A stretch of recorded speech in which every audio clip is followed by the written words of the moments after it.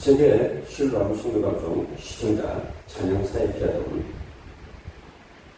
방송 대표 배기철 목사입니다. 찬양의 가장 큰 의미가 문제가 무엇인가 하는 제목으로 이사야 29장 13절에서 14절로 메시지를 전하고자 합니다.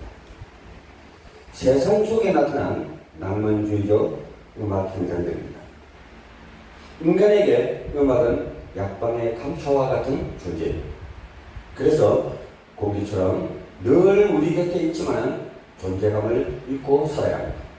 그러나 공기의 영향을 항상 받듯이 음악의 영향도 계속적으로 받고 살아갈 수밖에 없습니다. 만일 음악 때문에 일어나는 인간의 고통과 문제를 측정할 수 있고 진단할 수만 있다면 세상 음악과 찬양에 대한 구별과 영향력에 대한 설명이 아주 쉬울 것입니다. 그렇지 못하기 때문에 사단이 마음껏 세상과 교회를 휘젓고 있어도 관심조차도 없는 것입니다. 그러나 식물을 통한 실험으로도 음악의 영향력이 얼마나 대단한지를 밝히지 않습니다. 그중 미국의 덴버 스포츠지에 실렸던 연구 실험입니다. 콩을 4분류로 나누어 3주 동안 실험을 했습니다.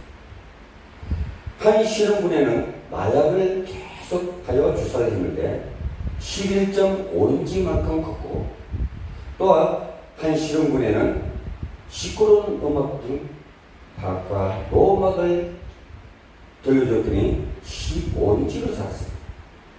다른 실험군에는 음악 기능 족구를 없애고 그냥 햇빛만 쬐있습니다. 결과 18인치로 자랐으며 마지막으로 클래식 음악만 들려준 콩들은 가장 건강하고 키도 크는데 22인치로 크기로 자랐습니다. 여기에 비교해 볼 수 있는 중간 관점이 팝이나 록 음악을 들려준 콩과 클래식 음악만 들려준 그림입니다. 키도 15인치와 20인치로 차이가 날 정도로 보여주고 있는 것입니다.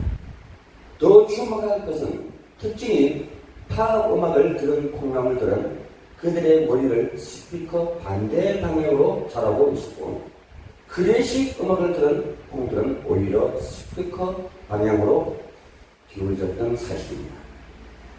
자신에게 실은 음악들은 콩들도 구분합니다. 그 고통스럽까 그 스트레스는 어땠을까 조금은 진단이 갑니다. 그렇다면 콩들과 비교할 수 없을 만큼의 예민한 귀를 가진 인간에게는 상당한 영향과 효과를 줄 수밖에 없다는 결론입니다. 하나 더 깊이 생각할 문제는 인간이 좋아하는 음악입니다. 과연 인간은 어떤 음악을 좋아할 것인가 하는 질문입니다. 두 가지 방향으로 이해해야 할 것입니다. 우리 육체가 좋아하는 음악과 또 영혼이 좋아하는 음악이 있습니다. 하나님께서 처음 주신 음악의 본래는 인간의 영혼의 힘이 되고 위로가 되며 기쁨을 주는 음악입니다. 결국 육체도 즐거워할 수밖에 없습니다.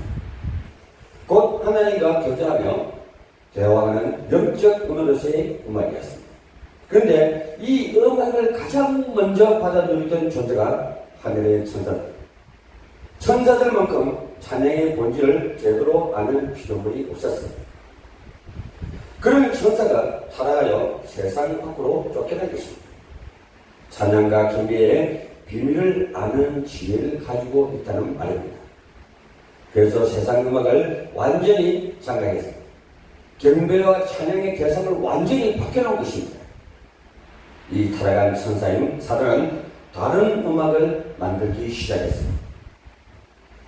찬양하면서 자신이 먼저 들떠버리고 흥분하여 음악에 취하게 하는 음악을 이것을 꾸준히 개발하여 보고하는 중에 오늘 교회는 이 덫에 걸리고 만 것입니다. 하나님이 아닌 자신을 위하고 다른 사람을 결과적으로 사단을 이루게 하는 음악으로 그 본질을 만들어 버린 것입니다. 나는 지금 어떤 음악에 깊이 길들여져 있는가 하는 것입니다. 세상 선율과 리듬의 특징은 육체로 빨리 취하게 하는 힘이 있습니다. 하늘을 바라는 찬양은 그렇게 빨리 취하지 않으면서 또 너무 들뜨며 흥분하지도 않습니다. 찬송가를 부르고 있다 하여 다 찬양이 되는 것이 아니라는 사실을 빨리 이해하시기 바랍니다. 앞에서도 언급했지만 기독교 음악이 급속하게 서수가 되었던 배경은 아무래도 르네상스 운동으로부터 그 기원을 찾아야 할 것 같습니다. 인문주의 운동이 시작되면서 나타난 음악적 시조가 바로 그 음악입니다. 이 이름은 처음 태어났습니다. 16세기에 나타난 이 음악은 포르투갈어로 개성하다, 귀비하다는 의미로 이전의 음악보다는 구성 요소나 균형 감각이 아주 떨어진다는 나쁜 의미로서 붙여진 이름이라고 하겠습니다. 그런데도 인간의 감정과 사상을 전달하는 데는 획기적이라는 평가를 받고 있습니다. 이전까지는 하나님께 드려지는 제사로서의 음악이 대세였는데 이젠 인간을 위한 음악을 하자는 동기에서 새로운 음악의 한 지평을 연 음악입니다. 이어서 나온 새로운 장르가 바로 클래식. 17세기에 나타나는 이 클래식이란 납세자 계급이라는 뜻이고 구에는 모범적이라는 의미를 가집니다. 비교적 엘리트 계층의 사람들이 선호를 했는데 바로크 음악에 대하여 반대적 인장을 견지하면서 다시금 옛날 음악으로 돌아가자는 입장입니다. 이때 나타난 음악가들이 하이든, 모차르트, 베토벤 같은 인물들입니다. 지금도 이들 작품들은 주요 음악에 많이 이용되는 것도 이유가 여기에 있습니다. 곧 교회적 음악 배경을 다시금 회복하여 나온 작품들이기 때문입니다. 음악이야말로 인간 마음을 혹은 사회적인 분위기를 바꾸는 강력한 힘을 갖고 있기 때문입니다. 그래서 낭만주의 음악이야말로 다른 바르크나 고전주의 시대에 비해 가장 많은 음악가들을 배출해내고 또 많은 음악곡들을 탄생시켰습니다. 사실은 복음송가도 낭만주의의 음악이 모태가 되어 탄생되었다고 해도 좋을 것입니다.